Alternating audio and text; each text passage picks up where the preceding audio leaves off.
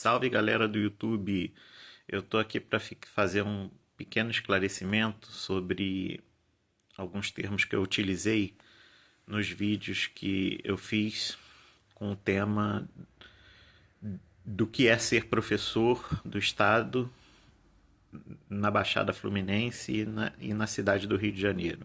Bom, eu utilizei alguns temas como favela, favelado, marginal. São temas fortes, sobretudo quando se fala de adolescentes, né? E até mesmo crianças. Olha, o que eu tenho a dizer sobre isso é que o fato de eu utilizar, eu ou quem quer que seja, utilizar eufemismos, né? Termos para suavizar a condição muito pesada que muitas das vezes essas pessoas se encontram, não vai melhorar em nada a vida dessas pessoas, tá? E quando eu costumo falar mais francamente, abertamente com as pessoas, eu tenho o hábito de não utilizar muito eufemismo, não ficar floreando muito, não enfeitar muito o pavão. Nada de muito mimimi. Não precisa ser mal educado, mas também não precisa de muito mimimi. Ok. O que ajudaria efetivamente essas pessoas são políticas públicas de redistribuição de venda.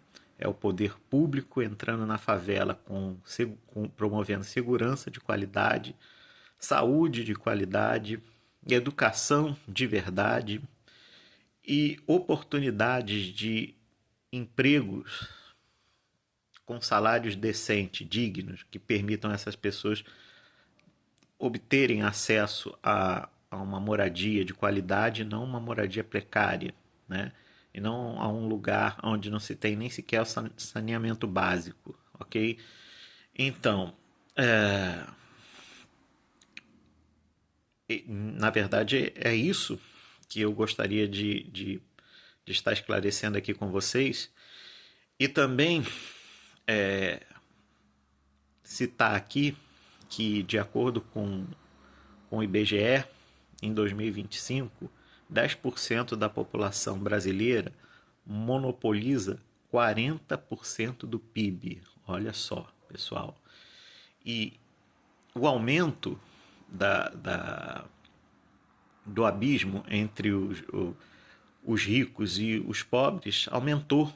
Né? Os ricos tiveram aumento da sua riqueza, dos seus lucros, em até 8% no Brasil. Ok, pessoal? Então, é claro, fica evidente que para que haja uma mudança significativa na vida dessas pessoas que sofrem tanto, que tão cedo já se tornaram pessoas bandidos, né? Pessoas envolvidas com a criminalidade, com vícios, né? Pessoas sem família, né? Sobretudo adolescentes, crianças, né? A vida já cobra muito desse povo tão jovem, né? Com tão pouca idade. E efetivamente só vai mudar alguma coisa para eles quando houver vontade política, né? De uma elite política que detém muito poder nas mãos em efetivar as transformações sociais que são necessárias nesse país, a redistribuição de renda.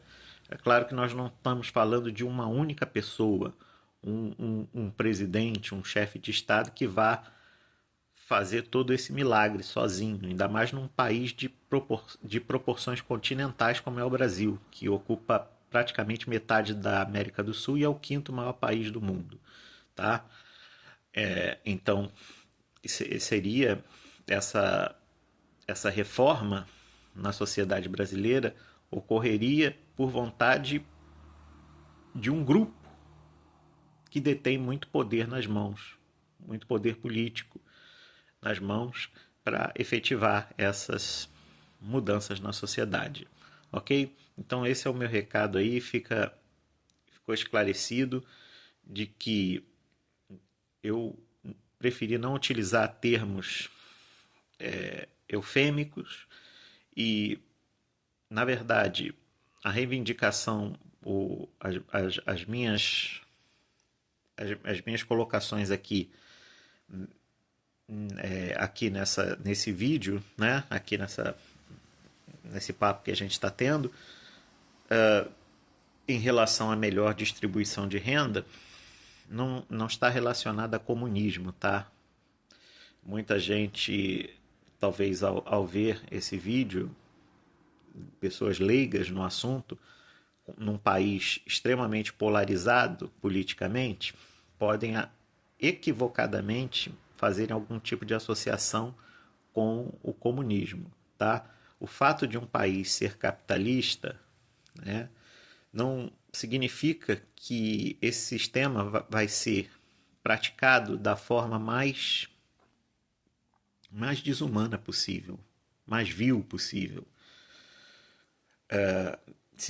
Existem países como Suécia, Suíça, Finlândia, Canadá, que são países que adotam um sistema capitalista de produção, mas que também adotam o estado o sistema político do estado de bem-estar social. Tá?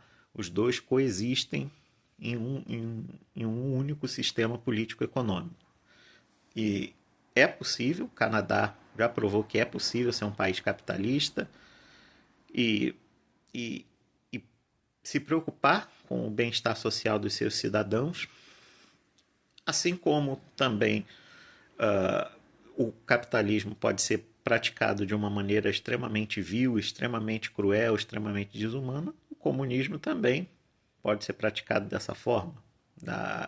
A gente tem aí a experiência da União Soviética no tempo de Stalin, né? Foi onde o comunismo chegou assim no ápice, né? A revolução cultural na China de Mao Tse Tung matou aproximadamente 50 milhões de pessoas, mais do que o Holocausto nazista.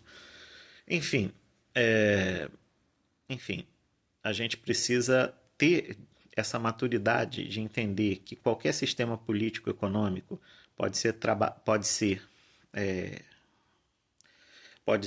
praticado de uma forma vil ou de uma forma mais humana. Eu acredito também que seja possível um comunismo com outras características que não seja essa experiência que foi vivenciada na União Soviética, na China, na Coreia do Norte, em Cuba, no Vietnã, né?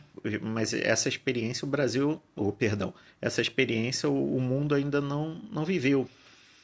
Essa experiência o mundo não viveu. Por isso, se associa, existe essa tendência de associar o comunismo a coisas tão pesadas, né? Experiências tão negativamente pesadas. E é isso o recado que eu gostaria de deixar para os senhores, tá? Eu agradeço por vocês terem me ouvido. Esse foi um vídeo curto de esclarecimento. E é isso aí, pessoal. Brasil para frente.